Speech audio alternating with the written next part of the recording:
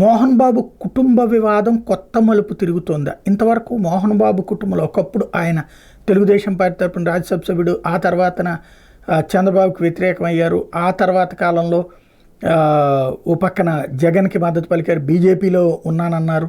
ఇదంతా నడిచిపోయింది Mohan Babu aspect. But Vishnu ఎప్పుడు రాజకీయ పరంగా ఎలాంటి ప్రకటనలు లేదు, ఏ రాజకీయ పార్టీలోనూ ఉన్నట్టు లేరు. తను మా అధ్యక్షుడిగా తను కొనసాగుతూ ఉన్నారు. అందరినీ కలుపుకెళ్లే ప్రయత్నం చేస్తున్నారు. అయితే ఇప్పుడు మనోజ్ వచ్చేటప్పటికి విష్ణు కారణంగా దెబ్బతింటున్నాను అన్నటువంటి ఫీలింగ్ మనోజ్కు ఉంది. దానికి కారణంగా తనకు 5 బేసులు ఇవ్వనీయకుండా జాగ్రత్త పడుతున్నాడు విష్ణు అన్నటువంటి ఫీలింగ్ ఉంది. ఓవరాల్గా ఇంటి మీద గ్రిప్ అంతా విష్ణు పెట్టుకుని, ఆస్తుల మీద గ్రిప్ అంతా పెట్టుకుని తనను తొక్కేస్తున్నాడు అన్నటువంటిది ఉంది. దాంట్లో భాగంగానే ఇంట్లో నుంచి బయటికి తరిమేసింది. మోహన్ బాబు చేతనే చెప్పించేశారు. అయితే తను మొండిగా కూర్చుని ఉన్నాడు. ప్రస్తుతం అతనికి అయితే 5 బేసుల ఆస్తి లేదు, మోహన్ బాబు నుంచి 5 బేసులు లేదు. అయితే తల్లి కారణంగా ప్రస్తుతానికి కొడుకు కోడలు ఇద్దరు కూడా ఇంట్లో ఉంటున్నారు. వాళ్ళని తరిమేసే ప్రయత్నం జరగటం, ఆ సందర్భంలో మీడియాని వెంట పెట్టుకుని మనోజ్ వెళ్ళటం, ఆ జరిగిన వాతావరణం అంతా చూసాం. అది వాళ్ళ వ్యక్తిగత వివాదం అవుతుంది. తన సొంత ఆస్తి కాబట్టి తను ఏం చేసుకోవాలో మోహన్ బాబు ఇష్టం, మనం ఎవరైనా చెప్పేటటువంటి హక్కు లేదని ఇంతకుముందే మాట్లాడుకున్నాం.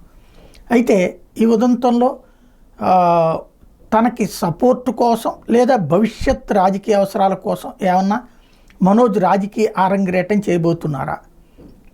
ఇవాళ ఆళ్లగడ్డకి వస్తున్నటువంటి మౌనికను తర్వాత మనోజ్ జనసేనలో చేరతారు అన్నటువంటి ప్రచారం కీలకమైనటువంటి అంశం. ఇది ఎంతవరకు వాస్తవం తెలియదు. వాస్తవంగా అఖిలప్రియ తెలుగుదేశం పార్టీలోనే ఉంది. మొన్న కూడా టికెట్ గెలిచింది.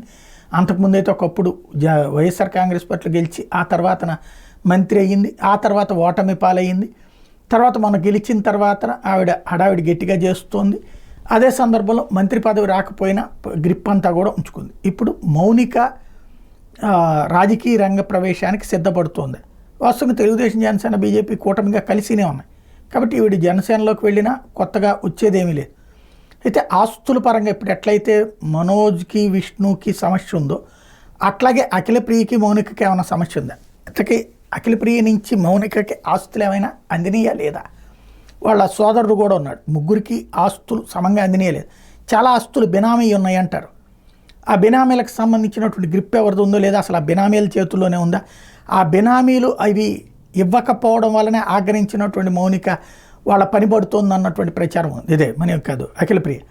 వాస్తవం ఏంటన్నటువంటిది ఎవరు చెప్పట్లేదు. అది పక్కన పెడితే ఇప్పుడు మౌనిక మనోజ్ ఇద్దరికి అండ అవసరం. ఆ అండ జనసేన అన్నటువంటి ఉద్దేశంతో జనసేనలోకి చేరుతున్నారా, లేదంటే కనుక రాజకీయంగా ఆళ్లగడ్డ ప్రస్థానంలో తన సోదరుతో పోటీ పడేందుకు మౌనిక పనిచేస్తుంది. ఏదో 100 కార్లతో హైదరాబాద్ నుంచి అక్కడికి చేరుతున్నారు ఆళ్లగడ్డ అన్నటువంటి దాంతోపాటుగా ఇది అర్జెంటుగా ఇప్పుడే వాట్సాప్ గ్రూపుల్లో ప్రారంభమైనటువంటి ప్రచారం కాబట్టి ఏంటనేది చూడాలి.